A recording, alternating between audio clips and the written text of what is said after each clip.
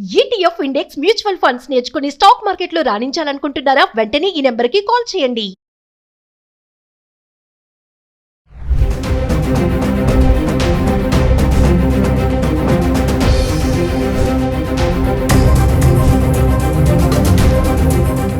నమస్కారం సార్. నమస్తే.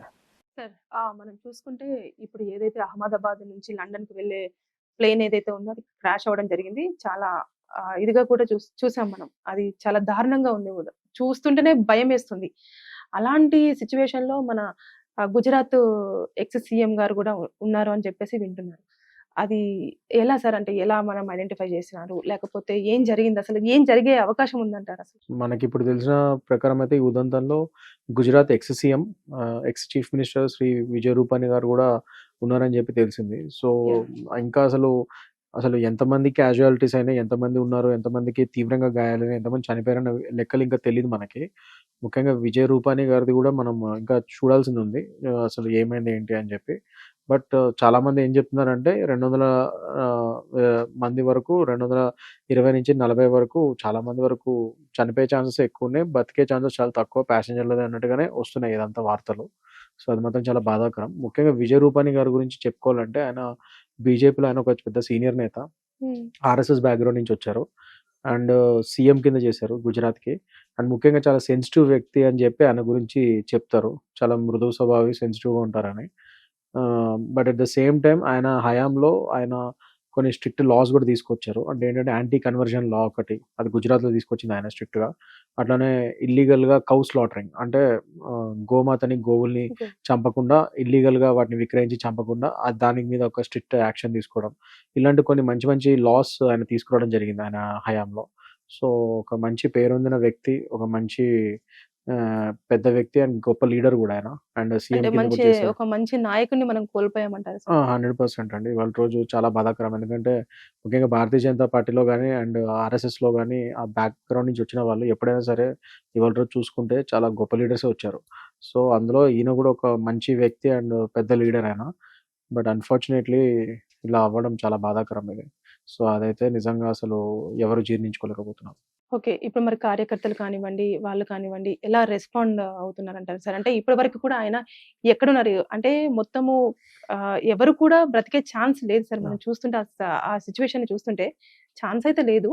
సో ఇప్పుడు మనం పీసెస్‌గానే చూడాలి ఎవరిని చూసినా కూడా. సో దాన్ని ఐడెంటిఫై చేసి తీసుకొస్తుంటే అది కార్యకర్తలు ఎలా గానివ్వండి, ఫ్యామిలీ మెంబర్స్ కానివ్వండి ఎలా రిసీవ్ చేసుకునే అవకాశం ఉందంటారు? ముఖ్యంగా ఆయన ఇవాళ రోజు ఏంటంటే అది లండన్‌కి ప్రయాణమయ్యారు. వాళ్ళ మిసెస్ అక్కడ ఉన్నారంట. సో ఆవిడని ఇండియాకి బ్యాక్ తేయడానికి ప్రయాణమయ్యారంట. ఆవిడ అక్కడ లండన్‌లో ఉన్నారు కాబట్టి తేయడానికి వెళ్తున్నారు. సో ఇది చాలా బాధాకరం. అండ్ ముఖ్యంగా అక్కడ లోకల్ బీజేపీ అక్కడ గుజరాత్ గవర్నమెంట్‌లో ఏదైతే బీజేపీ పార్టీ ఉందో, సో వాళ్ళు కూడా ఇప్పుడు అక్కడ లోకల్ హాస్పిటల్స్‌లో వాటిలో చెక్ చేస్తున్నారు. అసలు ఏంటి పరిస్థితి? ఎక్కడున్నారో? ఆయన బాడీ ఏమన్నా దొరుకుతుందా? లేకపోతే ఏమైనా ప్రాణాపాయ స్థితిలో ఉన్నారా? నిజంగా బతికే ఉన్నారా? లేకపోతే ఏంటనేది ఇంకా తెలియాల్సింది ఉంది క్లియర్‌గా. అదొకటి. అండ్ ముఖ్యంగా కార్యకర్తలైతే చాలా బాధపడుతున్నారు. ఎందుకంటే ఆయన ఒక గొప్ప వ్యక్తి, ఒక పెద్ద లీడర్. ముఖ్యంగా బీజేపీ పార్టీకి సంబంధించిన సొంత వ్యక్తి. సో అలా అయ్యేసరికి అది కూడా గుజరాత్‌లో ఎక్కడైతే గవర్నమెంట్ ఉందో బీజేపీది, అక్కడ ఇవాళ రోజు అందరూ ఒక పొద్దున పూట ఎవరు ఎక్స్‌పెక్ట్ చేయని ఇన్సిడెంట్ ఇది.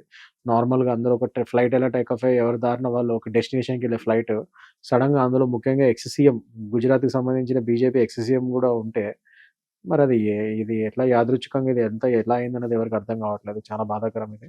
సో అందరూ అదే షాక్‌లో ఉన్నారు. కార్యకర్తలు గాని నుంచి ఎవరైనా గాని నాయకులు, పెద్ద నాయకుల వరకు అందరూ షాక్‌లోనే ఉన్నారు. ఆయన యొక్క ఈ యాక్సిడెంట్ తెలిసినప్పటి నుంచి.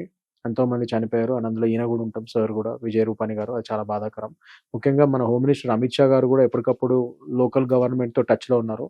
And civil aviation minister Rammohan Naidu గారితో కూడా ఆయన టచ్‌లో ఉన్నారు. ముఖ్యంగా ప్రయాణికులు ఎవరైతే చనిపోయారో లేకపోతే ఎంతమంది ఉన్నారో వాళ్ళ కుటుంబాలతో కూడా ప్రగాఢ సానుభూతి ప్రకటిస్తూ వాళ్ళతో కూడా టచ్‌లో ఉంటూ ప్రయాణికుల వేర్ అబౌట్స్, అంటే వాళ్ళు ఎక్కడున్నారు, ఏంటి, చనిపోయారా లేకపోతే ప్రాణాపాయ స్థితిలో ఉన్నారా, హాస్పిటల్స్‌లో ఎవరెవరిని జాయిన్ చేశారో, ముఖ్యంగా విజయ్ రూపానీ గారి పరిస్థితి ఏంటి, ఆయన కూడా అసలు ఎక్కడున్నారు ఏంటి, ఇవన్నీ కూడా ఎప్పటికప్పుడు అమిత్ షా గారే డైరెక్ట్‌గా ఫాలో అప్ చేస్తూ లోకల్ గవర్నమెంట్ గుజరాత్‌లో అన్నీ తెలుసుకుంటున్నారు.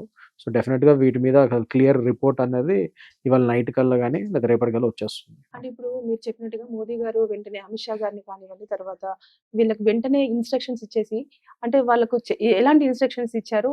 వెంటనే ఇంత తొందరగా హుటాహుటిన అక్కడికి చేరుకోవడం కానివ్వండి, అధికారులు ఇంకా ఇన్వాల్వ్ అవ్వడం కానివ్వండి, పోలీసులు వచ్చేసి అక్కడ ఎవరిని కూడా దగ్గరికి వెళ్లకుండా హోల్డ్ చేయడం కానివ్వండి, అంతా కూడా ఇమీడియట్ గా జరిగిపోతుంది కదా.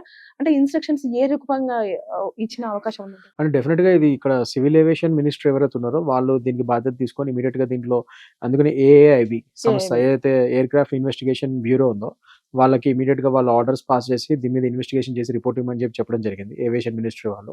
సో వాళ్ళతో రామ్మోహన్ ఇప్పుడు మనకి central home aviation minister Rammohan Naidu గారు ఉన్నారు మన ఏపీని రిప్రజెంట్ చేస్తూ. సో ఆయన ఉన్నారు కాబట్టి ఆయనతో ఇమీడియట్ గా మన హోంమంత్రి అమిత్ షా గారు కూడా డైరెక్ట్ టచ్ లోకి వచ్చి దీని మీద ఇమీడియట్ రిపోర్ట్ కావాలి, అసలు ఏం జరిగింది ఎంత మొత్తం ఇన్వెస్టిగేషన్ రిపోర్ట్ అంతా క్లియర్ గా చేసి మొత్తం నాకు ఈవినింగ్ కల్లా రిపోర్ట్ ఇవ్వమని చెప్పడం జరిగింది. At the same time Modi గారు కూడా ఎప్పటికప్పుడు ఏవియేషన్ మినిస్ట్రీతో అండ్ అమిత్ షా గారితో కూడా టచ్ లో ఉండి మొత్తం అంతా తెలుసుకోవడం జరుగుతుంది.